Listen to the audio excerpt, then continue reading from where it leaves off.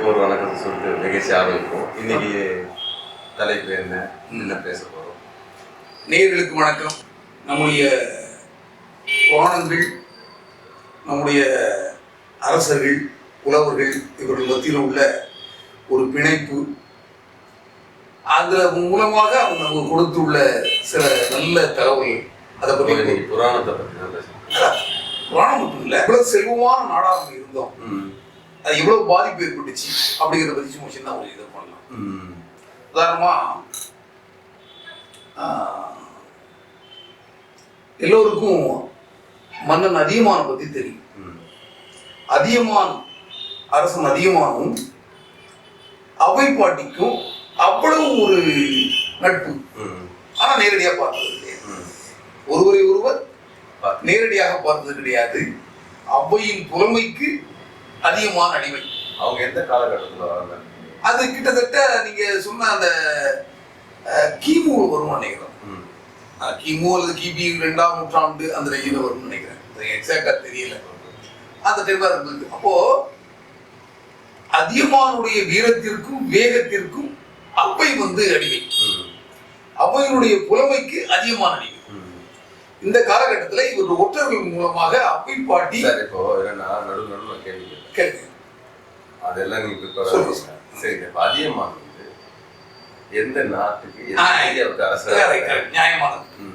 அதியமான் இன்றைய ஒசூர், கிருஷ்ணகிரி அந்த ஏரியா, அதெல்லாம் அவர் பின்னால அப்ப எப்படி அது இந்த வேலிகள் இருந்தாங்க, 12 வேலிகள் இருந்தாங்க.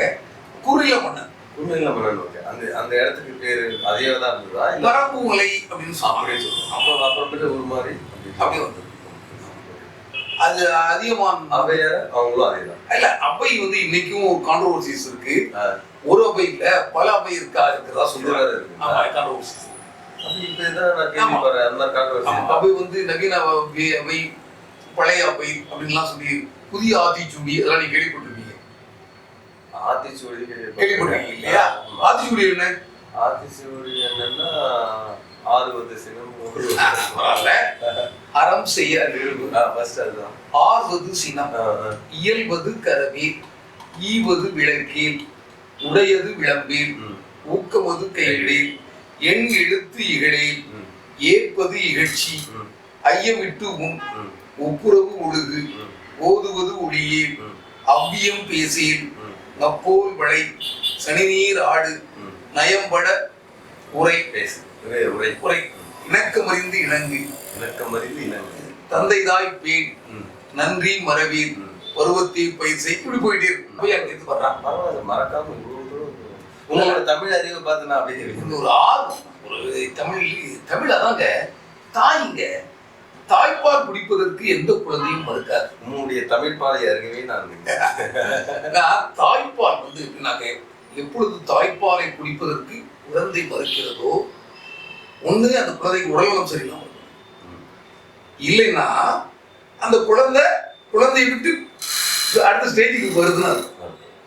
ஆனா தாய்ப்பால் விஷமானதா சரித்திரமே இல்லை. தாய்க்கு ஜுரம் இருந்தா கூட, தாய்க்கு உடல்நலம் இல்லாம இருந்தா கூட, சொல்ல போனா ஹெச்ஐவி ஒரு தாய்க்கு பிறந்த குழந்தைக்கு தாய்ப்பால்ல ஹெச்ஐவி கிடையாது. போமா? ஆனா இங்கே ஆரம்பிச்சு எங்க போயிட்டு நல்லா இருக்கு, நல்லா இருக்கு இல்லையா? புதுசா இப்போ நம்ம உண்மையிலேயே சொல்றோம். இப்போ ஒரு புலவராக இருக்கட்டும், வாழ்ந்த இவங்களா இருக்கட்டும், அவங்கள இந்த காலத்துல வாழ்ந்தாங்க, இந்த மன்னன் கீழே வாழ்ந்தாங்க. எதன் அடிப்படை இப்பதான் நீங்க ஒரிஜினல் வந்துருக்கீங்க. எப்படின்னாக்க அந்த பாட்டு, அவங்க பாடின பாட்டை வச்சுதான். அது மட்டும் இல்ல, பாட்டு மட்டும் இல்ல, வரலாறு அப்படிங்கிற ஒரு விஷயம். வரலாறுனா யார கேளுங்க. வரலாறு அப்படிங்கிறது தொல்லியல் துறை அவங்க எல்லாம் என்னவாங்கன்னா, அந்த காலத்துல மொழிகள், எழுத்துகள், வடிவங்களை வைத்து அந்த காலத்துல பாட்டை வச்சுதானே. பாட்டு மட்டும் இல்ல, இப்போ நம்ம இப்போ கீழடி இருக்குது, கீழடியில் மண்பானங்கள், அவங்க வாழ்ந்த முறைகள், அது இல்ல அதை வைத்து எந்த காலகட்டத்தை சொல்லுவாங்க. அதே மாதிரி கீழடியில ஒரு நாணயம் கிடைக்குங்க. அதே நாணயம் அதிகமாக வாழ்ந்த இடத்துல இது சென்ட்ரல் பாயிண்டா வச்சு அங்க இங்க போயிட்டு வர போறீங்க. இதான் இந்த நிகழ்ச்சி இல்லையா? நீங்க கேட்டதா, நீங்க கேட்டு ஆனா போகல, நீங்க கேட்ட கேள்விக்கு தான். அது எனக்கு புரியுது, தெரியுது சார். பாருங்க, ஒரு கீழடியா இருக்கட்டும், அதை பார்த்தோம், அது ஆதாரம் இருக்கு, அதை வந்து ஆராய்ச்சி பண்றாங்க. அதன் அடிப்படையில இத்தனை ஆண்டு கார்பன் இப்போ கார்பரேட் பண்றாங்க. இது கார்பன் டேட்டிங். இப்போ இவங்க அப்படியாரு எப்படி கனெக்ட் பண்ணுவாங்க நான் நினைச்சிட்டு இருக்கிறது தெரியல, அது தப்பா இருந்தது. அவங்க எழுதின பாடல் கிடைச்சிருக்கும், அது வழி வழியா அந்த பாடல்ல இருக்க உட்பொருளை வச்சு இவங்க இப்படிலாம் வாழ்ந்துருக்கலாம். இவன் இந்த உணவு சாப்பிடுறாங்க, இந்த ஆடை இந்த மாதிரி மாறி இருக்குன்னு இந்த காலகட்டங்களில் இந்த மாதிரி நிகழ்வுலாம் நடந்தது. ஏன்னா நிகழ்ச்சியும் நிகழ்வே சொல்லுவாங்க. ஒரு நிகழ்வையும் ஒரு அரசரையும் குறிப்பிடுவாங்க. ஒரு நிகழ்வையோ ஒரு அரசரையோ ஒரு காலத்தில் நடந்த அந்த புலவர்களையோ பத்தி சொல்றதுக்கு ஒரு விஷயம் மட்டுமல்ல, பல காரணிகள் இருக்கு.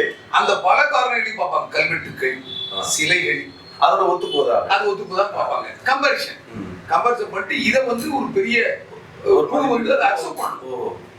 அதை தமிழ்நாட்டுல உள்ள அந்த மாதிரி ஒரு பதிவு இருக்கா? இருக்கு. இப்ப உங்களுக்கு இந்த காலகட்டம் சொல்லும் போது இதெல்லாம் இப்போ அதுக்கும் ஒரு பதிவு இருக்கு. ஆமா. ஓஹோ, சரி, ஓகே சார். அப்ப நம்ம போயிடும். அது மாதிரி கான்ட்ரோவர்சி ரொம்ப சயின்ஸா பார்க்கும்போது கார்பன் டேட்டிங் அந்த மாதிரி எல்லாம் கார்பன் டேட்டிங் இது இவங்களை பண்ண முடியாது. இல்ல பண்ண முடியாது. கிடைக்கக்கூடிய பொருள் வச்சு பண்ணலாம்ல. பொருள்னா இப்ப எப்படி சொல்றீங்க? அவங்க சாப்பிடுறதுக்கு போயிட்டு பாத்திரங்கள், அந்த நாணயங்கள், அவங்க அந்த காலகட்டங்கள்ல கிடைச்சதை வச்சு ஒரு இடத்துல கிடைச்சது 100 இடம் இந்த காலகட்டங்கள். அது ஒரு மாதிரியா புரிஞ்சது. ஆனா இங்கே நிக்க வரேன். நான் என்ன சொல்றேன், அடுத்தது போயிடும். என்னன்னா இப்போ ஒரு அவையை நினைச்சு நம்ம பேசுவோம்.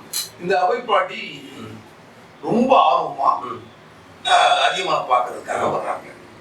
இவரு அவைய பாக்குறதுக்கு ஆர்வமா என்னடா பண்றது, அவை வர்றாளே, அவை நம்ம நேரடியா பார்த்தது கிடையாது, எப்படி நம்ம கண்டுபிடிக்கணும் அப்படின்னு என்ன பண்றாரு. சும்மா இருக்குது யாருன்னா அந்த புலவர் தான். நம்ம என்ன புலவர் தான் அவை புலவர்கள். அவை பாட்டி சொன்னீங்க இல்லையா? இப்போ அவங்க பார்க்கல, அதிகமான பார்த்தது. இப்போ அவைக்கு வந்துட்டாங்க, அவருக்கு தெரியாது. இப்போ இதுக்கப்புறம் என்ன, இது எப்படி கண்டுபிடிக்கலாம்னு யோசிக்கிறான். சரி, அதான் புத்திசாலி அரசன் எதுலையும் எப்படி கண்டுபிடிப்பாங்க. இந்த அவையை கண்டுபிடிக்கணும், என்ன படி அப்படின்னு யோசிக்கும் போது எனக்கு ஒரு ஐடியா தோணும். ஸோ அவங்க என்ன பண்றான், நாளை ஒரு நாள் உங்களுக்கு டைம் கொடுங்க, டே ஆஃப்டர் டுமாரோ அரசவை கூடும் போது தலைமை புலவரே, உங்க புலவர்கள் எல்லா புலவரையும் யூஸ் பண்ணிக்கீங்க. எனக்கு 4 கோடி பாடல் வேணும். 4 கோடி 4 crores பாடல் பாடல் 4 கோடி பாடல் வேணும். டைம் ஒன் டேல அவை புலவர்கள் புலவர்கள் தலைமை புலவர்கள் கூட சொல்லியாச்சு. எல்லாருக்கிட்டே சொல்றேன். ஆமா, இல்ல எப்படியோ அந்த காலத்துல வந்து நம்ம ரொம்ப செல்வந்தரா இருந்தது. அதாவது எப்படின்னாக்க வாழ்ந்து கேட்டிருக்கோம். வாழ்ந்து கேட்டல அதாவது 33 பில்லியன் 33 பில்லியன் வெல்த் வந்து இங்க இருந்து இருக்காங்க. 1200 ஆண்டுகளா. பில்லியன்னா இப்ப பில்லியன் அது ஓகே சார், சொல்றேன். இல்ல இப்போ நம்ம கணக்கு பிரகாரம் சொல்றேன். இப்போ இன்னைக்கு இந்தியா 3வது பொருளாதார வல்லரசாக மாறுதுன்னு சொல்லிட்டு இருக்கோம். வெகு விரைவில் நாம 5 பில்லியனை தொட்டு விடுவோம் என்று பெருமை பீத்திக்கிட்டு இருக்கோம். கிட்டத்தட்ட 700-800 ஆண்டுகள் 1000 ஆண்டுகளுக்கு முன்பே நாம 30-38 பில்லியன் பொறுத்துள்ள நாடா இருக்கு. அதாவது கொள்ளடிச்சிட்டு போனது மட்டும் அப்ப இன்னும் இருந்திருக்கும். ஆமா, இதை நாம் சொல்லவில்லை. இத ஒரு வரலாற்று ஆசிரியர் எந்த நாடு கொள்ளையடிச்சிட்டு போச்சோ அந்த நாட்டை சேர்ந்த இங்கிலாந்தை சேர்ந்த ஒரு ஒரு நிபுணர் சொல்றார். அவருடைய பேர் கூட நான் அடுத்த டைம் சொல்றேன். அவர் சொல்றார், இந்தியாவில வந்து கொள்ளடிச்சவங்களே சொல்றாங்க. அவங்க சொல்றது கரெக்டா அது சரியா தான் இருக்குங்கிறதுக்கு நம்ம உதாரணம் இல்ல. அவங்கதான் இல்ல, வேலை இல்லாமலேயே நிறைய பேர் இருந்திருக்காங்க தமிழ்நாட்டுல. அந்த அளவுக்கு செல்வ செழிப்பா இருக்கு சார். இப்போ அப்படிதான் இருக்கும். அப்போ செல்வ செழிப்பா இருக்கும். அந்த அளவுக்கு செல்வ செழிப்பா சார். இப்போ என்ன சார் நீங்க திசை மாறி போறது நீங்க அனுப்பி அப்படின்னாங்க சார். குழப்பமா இருக்கு சார். அப்போ வேலை செல்வ செழிப்பு இருக்கு, ஆனா அளவுக்கு அதிகமான செல்வ செழிப்பு இல்லை. அப்போ வந்து அப்படி இல்லை. நான் சொல்றேன் என்னென்ன செல்வ செழிப்பு இல்லைங்க. மகாபலிபுரத்தை எடுத்தா கல்ல உடைச்சியே வேலை செஞ்சுட்டு இருக்கான். அங்க அந்த பக்கம் போனீங்கன்னா சவுத் தமிழ்நாடு போனீங்கன்னா அங்க வந்து கழுகுமலைன்னு ஒரு இடம் இருக்கு. அது வந்து பூமிக்கு உள்ள வந்து கல்லை குடைந்து கோயில் உருவாக்கிட்டான். கழுகுமலை கோவில் வெளியே கிடையாது, கல்லை குடைந்து கல்லுக்குள்ளே உள்ளேயே கோவில், குடவரை கோவில். வெளியோட தேவையில்லாதெல்லாம் வெளியே எடுத்தா உள்ள கோவில் வந்துருது. அந்த இடத்துல இவ்வளவு ஸ்ட்ராங்கான ராக் இருக்குன்னு தெரியணும், அதை கரெக்டா வந்து எடுத்து ரிமூவ் பண்ணணும். பூமிக்குள்ள கோவிலை உருவாக்கலாம், கெட்டுவதல்ல, தேவையில்லாத ரிமூவ் பண்றது. இப்ப இந்த கோயில என்ன பண்றோம், கெட்டுறோம், செங்கலோ கல்லோ இதை வச்சு கெட்டி மேல உருவாக்கணும். அதுல என்னன்னாக்க தேவையில்லாம எக்ஸ்ட்ரா இருக்கிறத ரிமூவ் பண்ணி எடுக்கணும். இப்ப தேவையில்லாம எக்ஸ்ட்ரா ரிமூவ் பண்ணி எடுக்கணும். ஓகே, இப்ப புரிஞ்சுது. வசதி பத்தி கொஞ்சம் சுருக்கமா சொல்ல, திருப்பி வந்து நம்ம அதுல அடுத்தது அதோட வசதின்னு சொல்லுங்க. இந்த மாதிரி புலவர்களுக்கு தேவையில்லாம பாட்டு எழுதி இருக்கான், பாட்டு எது பண்ணி இருக்கான், ஒரு பாட்டு எழுத சொல்றாருன்னா ஏதாவது நான் சொல்றது நம்ம மன்னர் இருக்கு, அதை ஏத்துக்கவே முடியாது சார். 4 கோடி எழுத முடியாதுல்ல, அது முடியாதுல்ல. அது இந்த காலகட்டம் கிடையாது. மட்டும் எல்லாம் நாட்டு மக்கள் எல்லாருமே எழுதணுமா? 4 கோடி பேர் இருந்திருப்பாங்க. எல்லாரும் சேர்ந்தாலுமே அவன் நாட்டுல இருக்க முடியாது. அதான் என்னன்னா, உனக்கு செய்ய முடியாத ஒண்ணு சொல்லணும், அது நான் சொல்றேன் எப்படி இருக்கு பாரு. அப்படி இல்ல, அதுலதான் அவனுடைய அறிவு, அவனுடைய புத்திசாலித்தனம். முடியாதுன்னு சொல்றேன் இல்ல, அவனுடைய புத்திசாலித்தனம் இருக்குது. உடனே என்ன போட்டாங்க, இந்த புலவர்கள் இந்த அரசு பைத்தியம் முடிச்சிட்டியா, நான் வந்து இருக்காதா இந்த அரசு பைத்தியம் முடிச்சிட்டு எப்படி நாளைக்கு ஒரு நாள் இருக்குது, நான் அதை வரும்போது இப்படி பண்ணுனா முடியுமா, அங்க நடக்குமா? நான் கேள்விப்பட்டிருக்கேன். நீங்க சொல்லுங்க, அந்த பாட்டுக்குள்ள இருக்குது ஏதோ அப்படி சொல்லிட்டு என்ன பண்றாருன்னா, இவங்க வேற வழி இல்ல, நாளைக்கு காலையில நம்ம கிளம்பி வேற ஊருக்கு போயிடுவோம், அடுத்த நாட்டுக்கு போயிடுவோம் அப்படின்னு கிளம்பி போறாங்க. உறவுகள் கூட கிளம்ப ஆரம்பிச்சாங்க. ஏன்னா அரசரை பகிச்சு, அந்த காலத்துல அரசன் பகிச்சு நம்ம இருக்க முடியாது.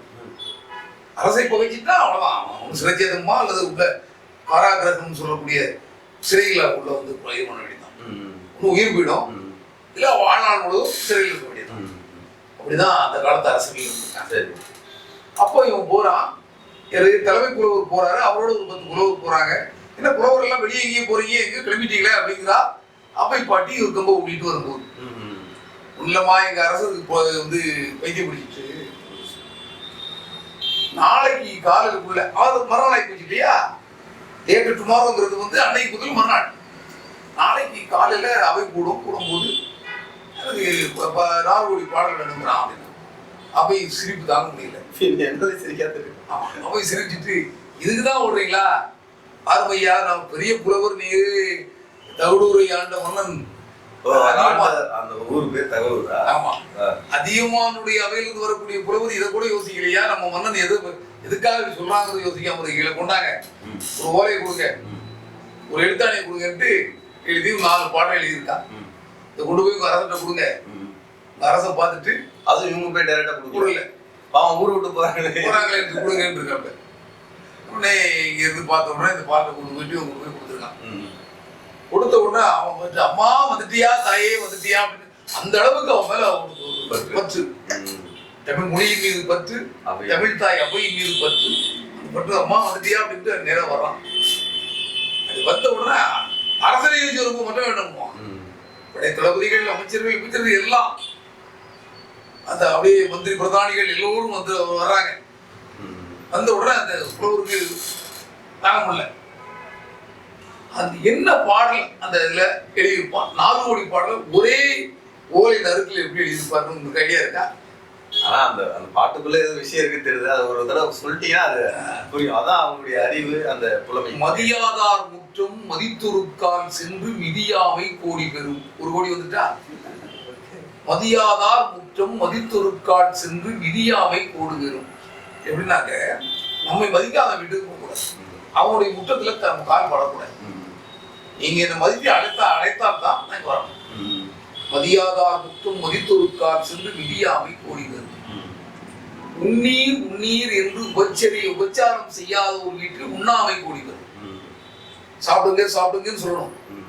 உன்னீர் உன்னீர் என்று உபசரியார் தம்மனையில் உண்ணாமை கோடி பெறும். அந்த வீட்டுல வந்து நம்ம சாப்பிடாம இருக்கிறதே கோடி பெறும். அடுத்தது 3வது நீங்க தான் சொல்ல, அடுத்த கோடி. கோடி கொடுப்பினும் குடிப்பிறந்தார் தம்முடனே கூடியிருத்தல் கோடி பெறும். கோடி ரூபாய் கொடுத்தா கூட பரவாயில்ல, குடிப்பிறந்தார் தம்முடன் தன்னுடைய உடன் பிறந்தவர். எனக்கு ஒரு சந்தேகம் புரிகிறது. என்னன்னா கோடி என்ற வார்த்தை அப்படியே இருக்கு. கோடி மதிப்பு, அதுக்கான மதிப்பு இருக்கு. கோடி கொடுப்பினும் குடிப்பிறந்தார் தம்முடனே கூடியிருத்தல் கோடி பெறும். தாய் தந்தையர் உடன்பிறந்தவர்கள் அவரோடு ஒன்றாக இருந்தோம். அந்த உறவு முறை சொந்தங்களோடு இருந்தாக்க என்னைக்குமே நமக்கு வந்து ஒரு பாதுகாப்பு. அதனால கோடி கொடுப்பினும் குடிப்பிறந்தார் நம்முடனே கூடி இருத்தல் கோடி வரும். எதிராக பாட்டு மூணு கோடி 3 கோடி வந்துச்சு. 4வது கோடி இல்லையே கோடி கோடின்னு ஒருத்தர் 1 கோடி தான். சரி, இது மட்டும் தான் சார். அவங்க வந்து அடுத்தது அந்த கணக்கு ஒழுங்கா 4வது கோடி என்னன்னாக்க கோடானு கோடி கொடுப்பினும். இப்ப என்ன சொல்லுவீங்க? 4000 கோடிப்பீங்களா? ஆமா, நீங்க அவர் 400 கோடி தான் கேட்டாரு. நான் 4000 கோடி 4000 கோடி 5000 கோடி தான் இந்த காலத்து அரசியல்வாதிக்கப்பட்ட ஊழல் மாதிரிலாம் நீங்க போயிருக்கீங்க. அந்த மாதிரிலாம் இல்ல. கோடானு கோடி கொடுப்பினும் தன்னா கோடாமை கோடி வரும். சொன்ன வார்த்தையை காப்பாற்ற பாட்டை வந்து முழுவதுமா பார்த்துருமா? நாளை அழகா பார்த்துருமா? அப்படியே வரிசையா இடையில எந்த விதமான விளக்கம் மாறாமல் சிறப்பாக விளக்கமும் இல்லாமல் எந்த விதமான மாற்றமும் இல்லாமல் இருக்கும். மதியாதார் முற்றம் மதித்தொருக்கால் சென்று மிதியாமை கோடி பெறும். உன்னீர் என்று உபசரியார் தம்மனையில் உண்ணாமை கோடி பெறும். கோடி கொடுப்பினும் குடிப்பிறந்தார் தம்முடனே கூடி இருத்தல் கோடி பெறும். கோடானு கோடி கொடுப்பினும் தன்னா கோடாமை கோடி பெறும். அந்த 4 கோடி பாட சார். அப்படியே அந்த தகடூர்ல ஒரு அவை பாட்டி வந்து எப்படி பாடுறது அந்த மாதிரி பாடிட்டு